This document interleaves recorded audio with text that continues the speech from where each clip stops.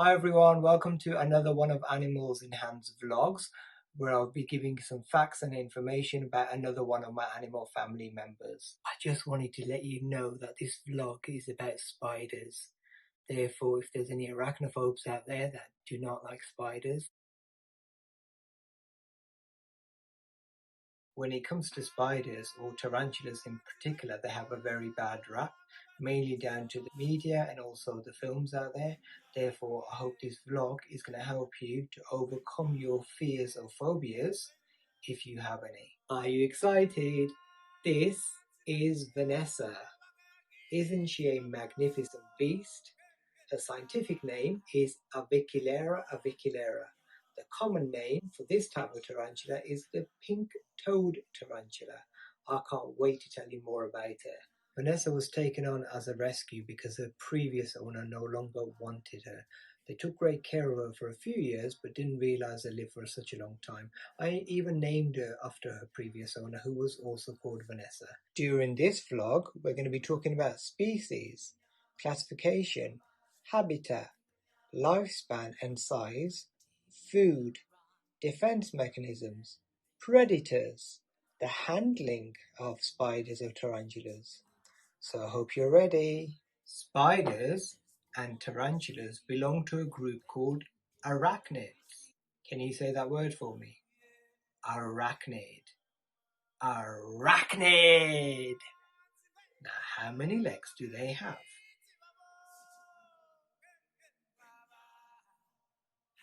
That's right, spiders or tarantulas have 8 legs. Creatures that have 8 legs belong to the arachnid family. Can you think of any other creatures that belong to this group? Scorpions, ticks, and mites are also arachnid. Tarantulas are very delicate creatures. So whilst I'm talking about my lovely Vanessa, she's on the log because I don't want her moving around too much, and I certainly do not want her to fall. And I'll talk a little bit about that in more depth later on. Now, pink-toed tarantulas come from Costa Rica in South America, and they're found living in the rainforest habitats. And they're arboreal, so they live in the trees, hiding under leaves, waiting for a prey animal to go past, but they can also go out searching for their food too. The female pink-toed tarantula can live between 10 to 12 years, the male averaging between 3 to 5. So much shorter life expectancy than the female. When it comes to size, the female pink-toed tarantula grows between 11 to 13 centimeters long, and the male averages between 3 to 5 centimeters, so much smaller than the female. Now let's talk a little bit about their food. What do you think tarantulas or spiders like to eat? They like to eat bugs. Well done. So in captivity, the pink-toed tarantula is fed on crickets, beetles, locusts, and they can take other insects like grubs and things too. And of course they have to be misted too, because they don't drink from a cup, so the environment has to be misted several times a day so they can get moisture. Tarantulas can wait and ambush their prey, but they're also known to go out looking and hunting for their food too. They rely mainly on vibrations, which they can sense through their legs. Tarantulas inject venom into their prey by biting their prey animal before they start the process of eating. Now let's talk about defense strategies by having a closer look at Vanessa, the pink-toed tarantula. You will notice that her body is covered with these fine hairs which look like bristles, but these hairs are called urticating hairs, and they're there to put off a lot of predators such as birds, mammals and reptiles from eating them. When in danger, the tarantula rubs its back legs against its abdomen, flicking off hair from its back, which would go into the air and into the eyes of a potential predator, putting them off or irritating their eyes, and in the meantime the tarantula escapes, which sounds like a great plan. That's their first line of defense. Tarantulas will also do something called a dry bite to put off predators from eating them. They charge towards them and raise their body up, showing off their fangs. Now, if that doesn't work, then the last resort is to actually bite a potential predator, and the venom is similar to a bee sting. Now, we can't really see the fangs. I do want to show you the fangs of Vanessa the pink-toed tarantula, so I'm going to show you the exoskeleton. Skeleton on the outside, made from hard skin, similar to our fingernails, which are made out of keratin. Here is an exoskeleton which shows the fangs of a tarantula. Please don't get scared. It's just the skin. You should be able to see those big black shiny bits, which are their fangs, and the fangs are used to inject venom into their prey animal. I have many tarantulas in my care, in fact around 20 or more, and when they come into my care they are little beggars, or little devils as I like to call them, and it takes a long time to try and tame them down, and there are some that simply can't go out because they won't tolerate it, which we have to respect at all times. Now, when it comes to handling of Vanessa the tarantula, or any tarantula that I have in my care, I always do it with utmost respect and care.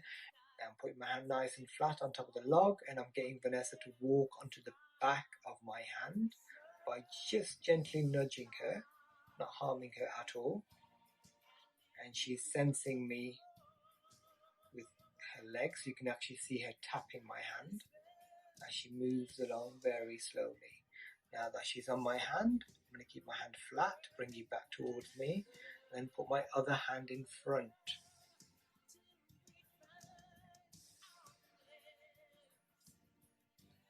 Isn't she just beautiful? So I'm keeping calm and as still as I can, and she's very slowly, very gently moving along. It's not as bad as you think. A lot of people that have phobias of spiders are called arachnophobes, and a fear of spiders is actually called arachnophobia, which is a genuine fear. So you must never make fun of anyone that's afraid of spiders, but the best way to overcome your fear is by learning more about them. They're not going to harm you. This is not a black widow. This is not a false web. This is not a Brazilian wandering spider. This is a tarantula.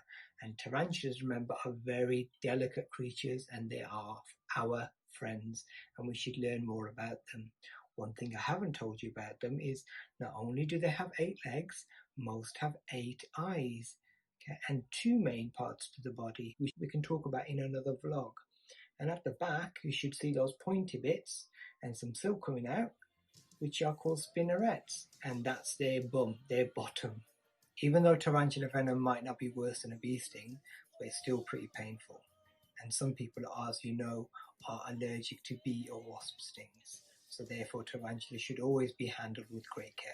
Children often feel excited and inspired by my talks in schools and nurseries and animal parties which I facilitate at. However, I don't want you to request for a tarantula as a pet. Please, please don't do that. Tarantulas are not pets for children. If you were to drop one accidentally on a hard surface, that will instantly kill them. And finally, I have a shout out to do for Thomas and Edward Harper from Penellag, I hope I said that right, County Primary School in North Wales. Thomas recently contacted Animals in Hands as he had chosen me to be his superhero for a school writing project. He had to design from a list of my favourite foods, not the animals, a meal I'd enjoy, which ends with chocolate brownie and ice cream. Hope you've enjoyed the vlog. Don't forget to like and subscribe.